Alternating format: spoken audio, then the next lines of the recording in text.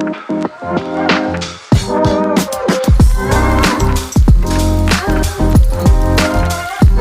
and welcome to Breaking the Paradigm. Thank you so much for being here with this special live episode that is coming a bit impromptu. I'm getting notifications that we are live across multiple platforms. We are on YouTube, we're on LinkedIn, we are hopefully also on Substack. That is my goal. I'm your host, Andrew Falstich. I'm so excited to be here with you today. The mission of this podcast is to have conversations that break the traditional paradigm of education, whether that's at the classroom level, at the global level, or anywhere in between. We are not interested in rearranging the deck chairs on the Titanic. Rather, we are interested in true transformational change. And I am here today to talk about some of the things that have been going on in the United States over the last few weeks, particularly as it relates to ICE, but also how it relates to our work in education. We talk a lot about the education revolution here on this podcast, and it just felt like a really important time for us to dig into those issues. And I just really wanted Breaking the Paradigm as an organization to really talk about that, to have that conversation about what we, those of us who work in education, those of us who think about education as a catalyst for social change, how we might think about our role in the midst of this killing, of this destruction, of this terror, not only at the hands of ICE, but at the hands of this administration at large. It is just me today. Unfortunately, Kelly is unable to make it, but she will be back next time. So if you are here live, there is a chance that if you throw things in the live chat, that I'll be able to see it. Though, again, this is only our second live stream. So if you put something in there and I don't acknowledge it, maybe I didn't see it. But definitely feel free to throw in your questions, your ideas, your thoughts. And if I do see it, we'll definitely make this a public conversation and more of a back and forth. But there were three events that you've probably heard of in the news and countless others that I wanted to take a little bit of time to talk about today, and that sort of sparked some reflections for me on this work and why it's important. The first was just yesterday. You may have seen the horrific video of an ICE officer shooting Alex Pretti, who was a U.S. citizen. He was there as an observer. He was filming the ICE agents and was shot in point blank range.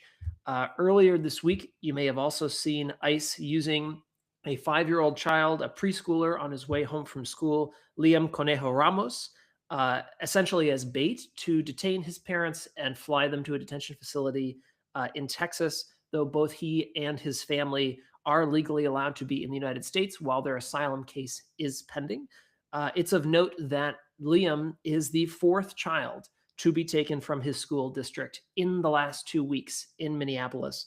And then, of course, and all three of these happening in Minneapolis, I believe maybe a week and a half ago, 2 weeks ago, the ICE shooting of Renee Good as she was pulling out of her driveway, also at point blank range after just having dropped her child off at school. So, we're in this time where this can be really scary, where, where it's hard to know what the next thing to do is. And, I want to start with this quote that, as Kelly and I were talking about this live stream before we did it, that she shared with me. And this quote is, "A system that harms children cannot be reformed. It must be dismantled."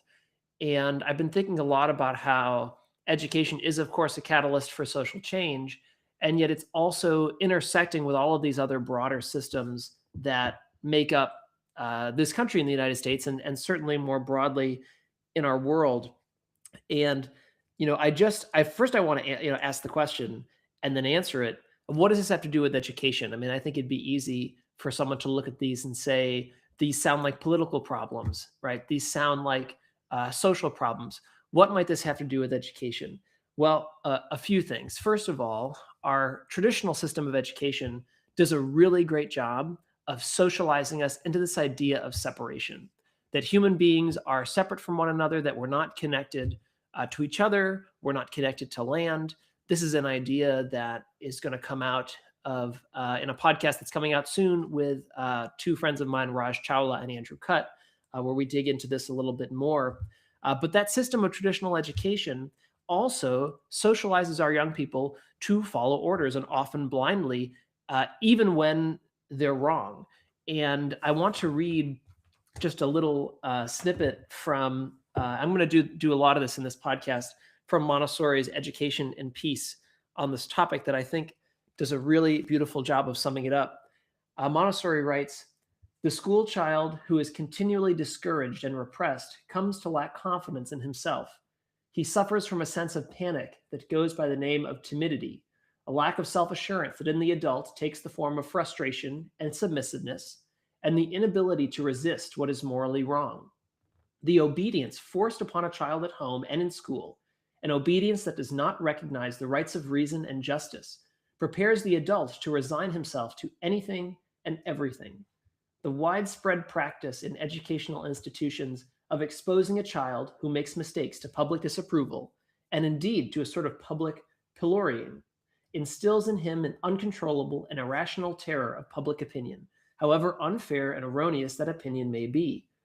And through these and many other kinds of conditioning that lead to a sense of inferiority, the way is open to the spirit of unthinking respect and indeed almost mindless idolatry in the minds of paralyzed adults toward public leaders who come to represent surrogate teachers and fathers, figures among whom the child was forced to look as perfect and infallible, and discipline thus becomes almost synonymous with slavery." And so I find that really powerful because I'll never forget when Trump was first elected and seeing the way in which folks in the Republican Party and even some folks in the Democratic Party fell in line. And again, you might say, well, Andrew, what does that have to do with education? But we socialize young people to do what the leader says, follow what the leader says to do, and not question orders that are wrong. When we look at these ICE agents that are committing these horrific acts, none of them know the president personally, right? None of them are even the ones who are making these policy decisions.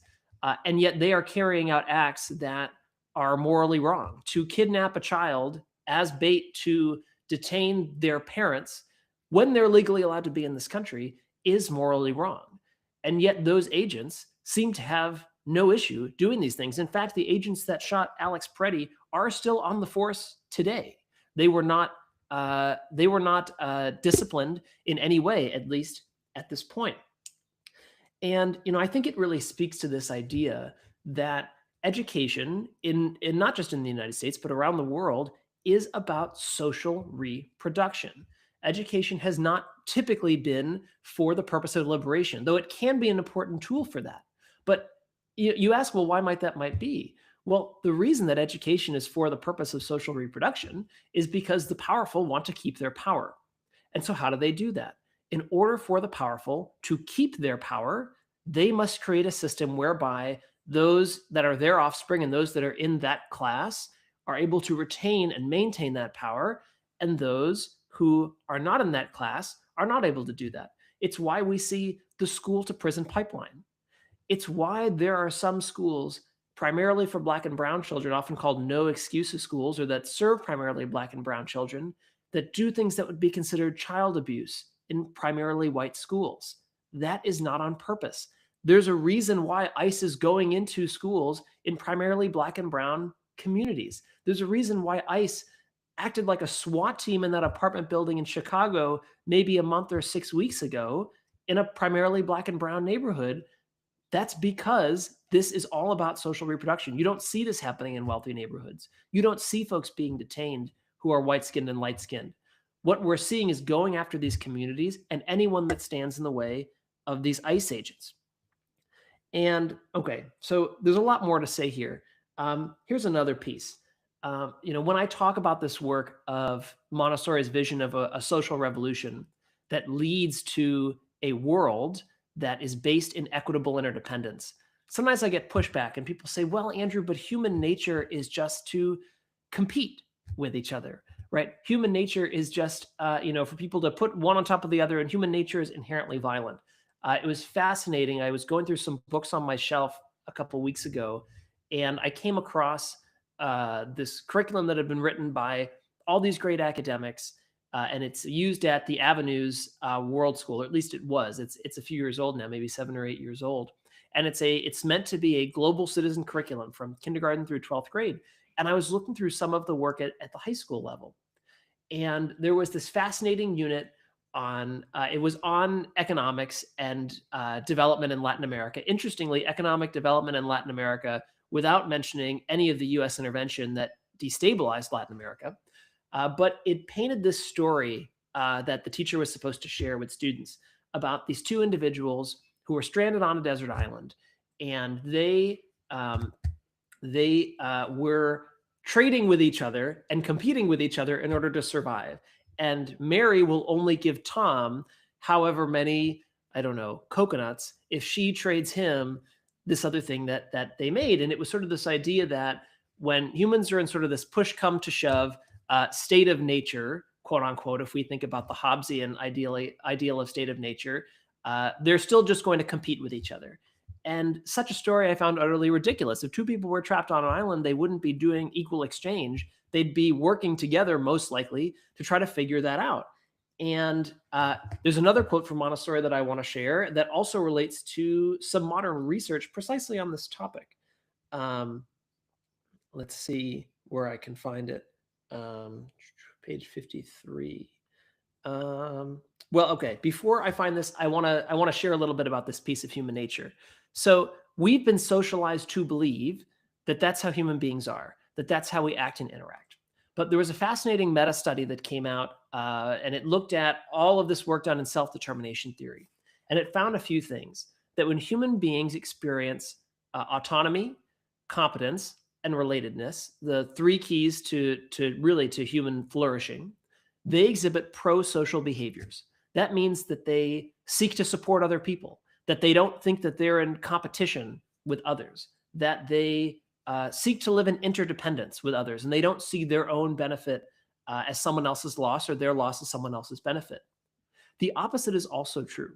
When we put human beings in settings of control where they lack autonomy, where they lack competence, where they lack a connection with meaning, they exhibit antisocial behaviors, meaning they actively seek to harm other people, meaning that they might see that their gain must be someone else's loss. And so to say, and the researchers said that what they were finding is that, in fact, it is in our nature to be pro-social. It is in our nature to be interdependent if we have environments that support that. And that's where it goes back to this idea: if we've socialized an entire country, and in some cases, huge swaths of the world, right? We've socialized these people to believing that human nature is violent, that it's greedy, that there's only a certain amount of pie, and I have to get my amount of the pie, otherwise someone else is going to take it from me. And that such an idea of interdependence is just simply not possible. And that, in my mind, not only is it fundamentally false, right? Because we know, again, from this meta study that that's not our nature. But that's why we end up where we are today.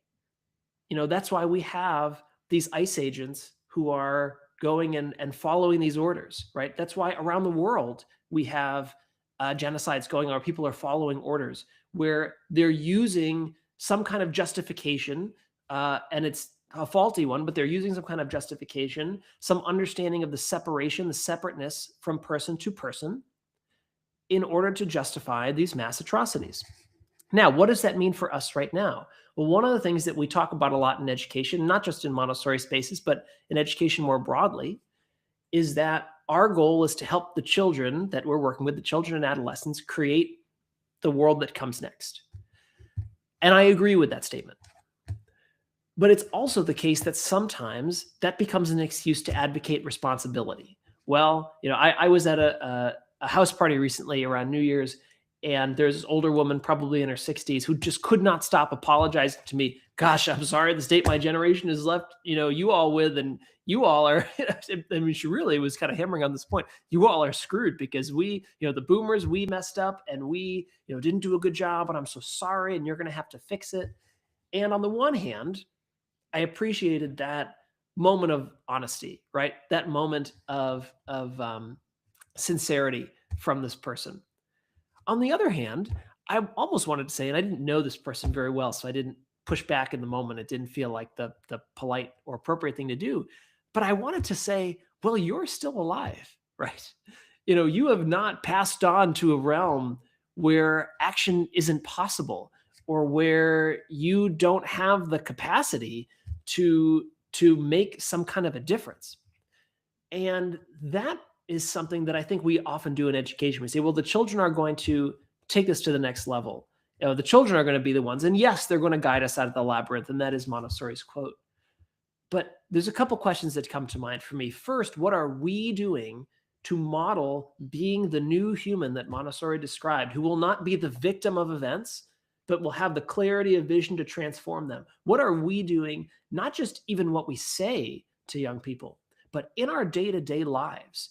What are the things that we are doing that are going to demonstrate to our young people that we are seeking to live differently? Because when our young people look at the world around them, they know this isn't normal. And sometimes what we get into is this idea of hypernormalization. We don't know what to do with the fact that the world is so abnormal from what we expected. And so what do? We hypernormalize it. Everything's normal. We just move on.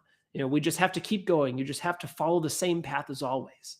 But the path that we have put ourselves on of gaining credentials and pieces of paper through education, moving into a capitalist workforce that's based on hierarchy and extraction, that is working to destroy this planet.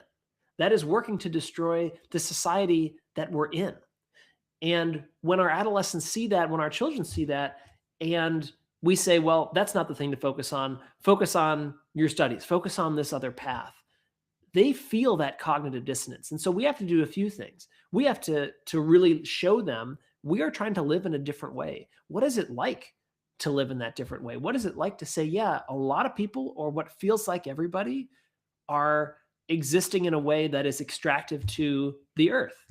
How might I, as an adult, be someone who demonstrates what it's like to not live like that, to do something different?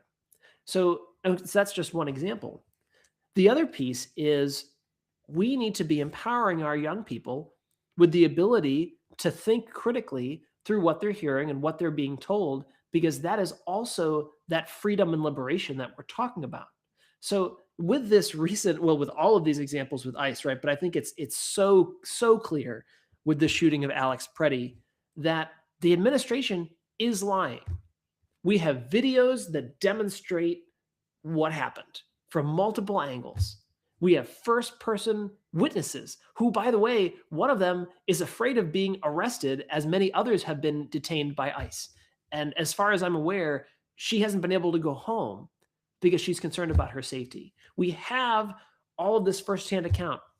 And then we have folks from this administration coming on the news and blatantly saying something else.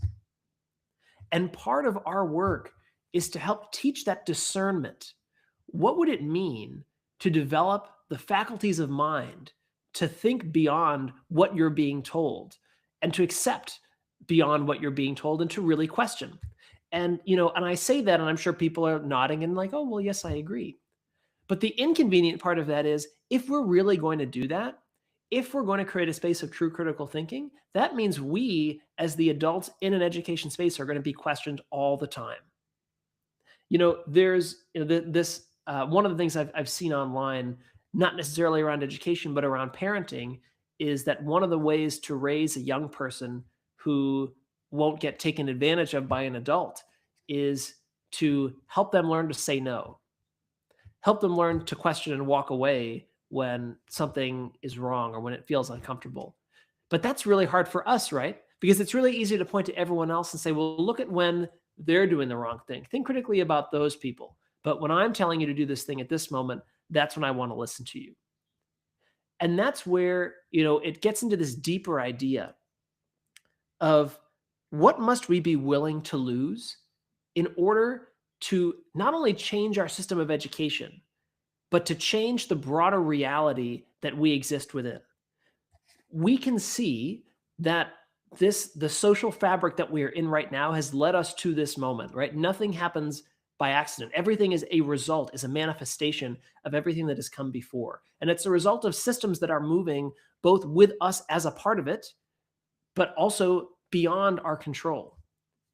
And we have to do a couple things. And again, this episode that's going to come out in a couple of weeks with Raj and Andrew Cutt will really highlight this idea, is that for a while we have to balance this reality that there are things that we might need or things that we might need from systems that are harmful in this moment. And we also have to find ways to move beyond them. But, in terms of loss, I go back to the quote I shared at the beginning that Kelly texted me, and I'll read it again. A system that harms children cannot be reformed. It must be dismantled. And I spent some time over the last year working with folks, both in the private sector and the public sector in education here in the United States and abroad. And I can't help but feel that there are so many knots that we have entangled ourselves in that ultimately, for the true work that has to be done, that we just have to blow the whole thing up. That I am at a place where having children have 1 or 2 years without schooling while we figure out what the heck we're going to do next would actually cause less harm than children spending 1 or 2 more years in school. Because when school is a place where you can get picked up by ICE, where school is a place where you're taught to conform, where school is a place where you live in a system of authoritarianism, that's indeed harmful. And we know that our adolescent mental health crisis is caused by the system of schooling. That's actually, to this day, our most popular piece on this Substack, which I wrote about a year ago. If you haven't seen it, you should definitely check it out. But I think back to some of my experiences early on interacting with bigger systems of public and traditional education.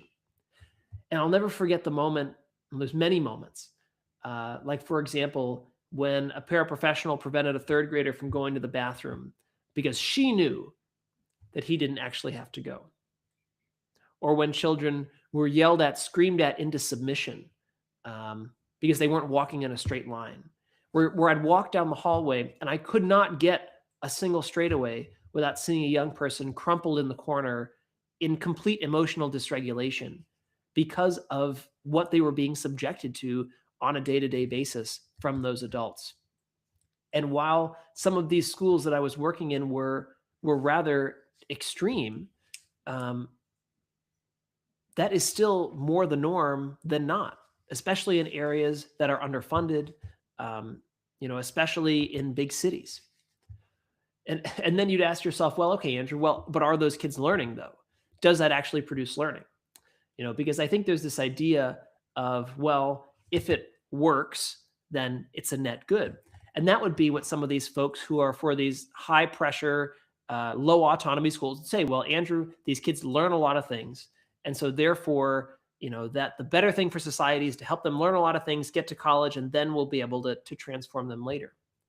But, a couple things that speak to me there that I want to say. I mean, the first is the statistics show that those students from those kinds of schools that are super low autonomy, super low choice, if not no choice at all, are the most likely to drop out of college. Although they're going to college at high rates, they're the most likely to drop out because they have no ability to do anything without being told what to do. But the other piece is it gets back to the purpose of education. So if the purpose of education in this neoliberal model is to create cogs for the machine, to socialize children into separation, to have them believe that their value is only what the marketplace tells them it is, then sure, that system's working. But I would argue that we need something fundamentally different. And this is where I want to bring in another quote from Montessori, from Childhood to Adolescence, right at the start of Appendix A on adolescent education. And she writes the following, and gosh, I just love this piece. Schools as they are today are neither adapted to the needs of adolescents nor to the times in which we live. Society has not only developed into a state of utmost complication and extreme contrasts, but it has now come to a crisis in which the peace of the world and civilization itself are threatened. The crisis is certainly connected with the immense progress that has been made in science and its practical applications, but it has not been caused by them. More than anything else, it is due to the fact that the development of man himself has not kept pace with that of its external environment.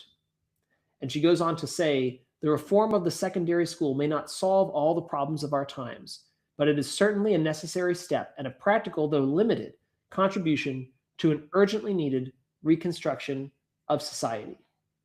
Everything that concerns education today assumes an importance of a general kind and must represent a protection and a practical aid to the development of humanity. That is to say, it must aim at improving the individual in order to improve society. And I think this is where I really land.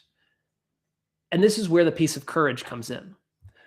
I don't think that it would be a surprise to anyone for me to say that we're at a space of collapse, of chaos, of disintegration, where the old order that once seemed so prominent in our minds is really faltering. I was talking to a friend of mine the other day, and it sort of came out of my mouth that this idea of credentialing, this idea that our worthiness or our ability is noted by a stamp that we have from an institution that we've passed through some course of study, is totally dead. And I realized that not because of some external read, but because of my own way of walking through the world, where I have worked with folks in education who had all the degrees, all the credentials, Montessori guides with their AMI diploma, signed, sealed, and delivered. And they were horrifically terrible educators who could not connect with young people.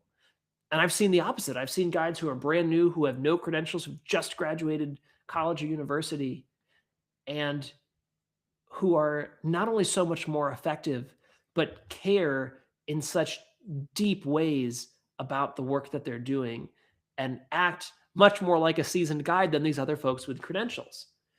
And especially in an era where we're beginning to question these systems that we've set up and if they're super relevant. I think that it goes back to this idea of what we're willing to lose. So I'm wearing a sweatshirt from where I got my master's degree, University of Pennsylvania. That is something that for a while in my career, I wore with such pride, like right out in front of everything I did.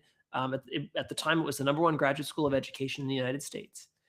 And not only did I realize that nobody really cared, again, going back to that point of credentialing is dead, but so much of what I learned there was so much more about what I did with it and how I applied it and where I went with it than actually the experience that I had.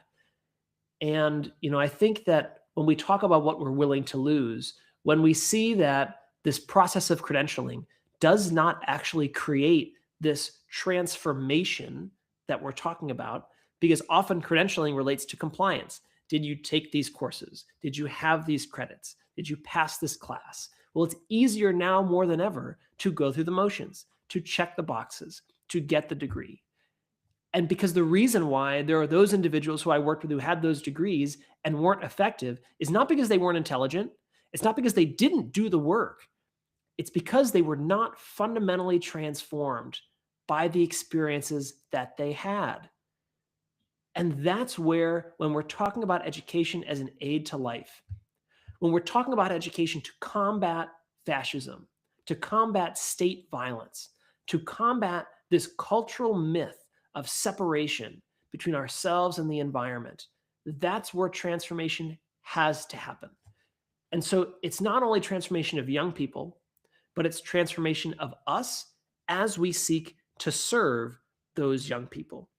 I want to read another quote here that I just love, because part of this really, when we're talking about transformation, is developing this inner compass, this inner guideline, whether we're calling it morals, whether we're calling it ethics. That's not something that can be taught. It's not something that can be given. We've had institutions around the world try to hand down morals and ethics, and yet time and time again, it's been demonstrated that it can't just be given to someone. It has to be lived and experienced. It has to be embodied via transformation. And Montessori writes about this in Moral and Social Education in the collection Citizen of the World. And she writes, nowadays it is considered antiquated and out of fashion to talk of morality or religion. In fact, in these times, it is felt that in order to respect the opinions of adults, one should give no opinions to children. How strange and illogical to think that in order to respect the feelings of adults, we must deprive the children of a very necessary help. Now, I feel certain that the child himself can be a great assistance to us in understanding this question of morality. That is why I say that the life of the child and the adult are two different things that can help each other. Without doubt, we can, for what the child has shown us, consider morality in relation to social life. For the meaning of morality is our relation with other people and our adaptation to life with other people. Therefore, morality and social life are very closely intertwined. And she says later on that page, now it is a fact that one cannot develop the individual outside society, and that one cannot have a real society unless it is formed by individuals. And that is really the constitution of our work. Are we creating environments of work and study that allow the young people to experience, to embody emergent transformation of themselves and community, to live in the world, but in a way that's different from the world, in a way that is ameliorated, in a way that sees this broader vision of what Montessori believed was possible of equitable interdependence, so that when they are ready to go out in the world, they cannot help but feel this dissonance. And this is another piece that I want to read from Montessori, if I can find it here, because I think it's quite profound. Oh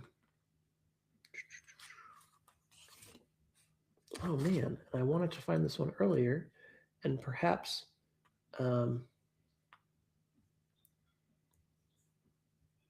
here we go.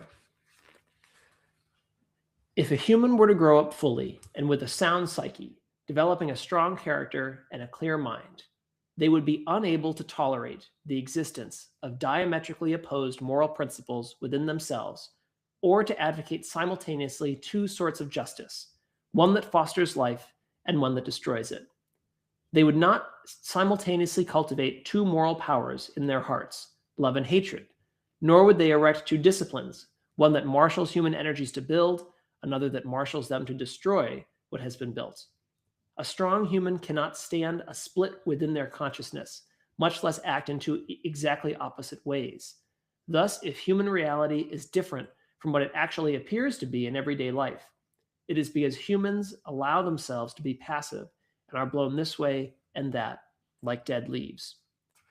And so we have to create that environment where that dissonance for our young people becomes so hard to ignore that they can't help but go into adult society and make that transformation. And so, there's so much more that I could say on this topic. But I think that I want to leave you with this other quote from a book that I read in graduate school years ago called Race, Justice, and Activism in Literacy Instruction. And this quote is from an educator and civil rights activist, Mary Jane McLeod Bethune. I believe I pronounced her name right, though correct me if you know, and if I didn't. And she writes, I leave you finally a responsibility to our young people. The world around us really belongs to youth, for youth will take over its future management. Our children must never lose their zeal for building a better world. They must not be discouraged from aspiring toward greatness, for they are to be the leaders of tomorrow. Nor must they forget that the masses of our people are still underprivileged, ill-housed, impoverished, and victimized by discrimination. We have a powerful potential in our youth, and we must have the courage to change old ideas and practices so that we may direct their power toward good ends.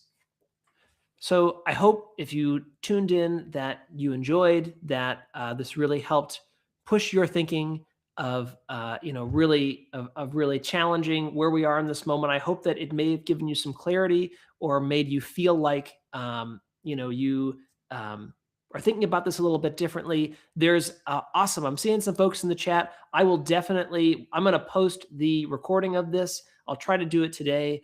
And I will share where I got all of these quotes because they really are truly spot on. And there's a couple more that I didn't quite get to that I will also add in. But for those that you were here live, thank you so much for joining us in this episode. This work is really important. And this is not, my my statements aren't the end all be all. So if you have other thoughts, comments, ideas, how we can stand in solidarity, how we can support each other, how we can support our students in this time, definitely share them. But I'll leave you with this: that the defining uh, note between whether or not we just let this happen to us and whether or not we stand up to this is courage. And the real question is, do we have the courage, and what are we willing to lose? And everyone is in a different place where they're able to lose different things and where your situation is different. But if you have the ability to take on that courage, to stand up for our young people, to stand up for this world, I highly, highly encourage you to do it, very much in the spirit of this work. So thank you so much for being here. Thank you so much for breaking the paradigm, and we'll see you next time.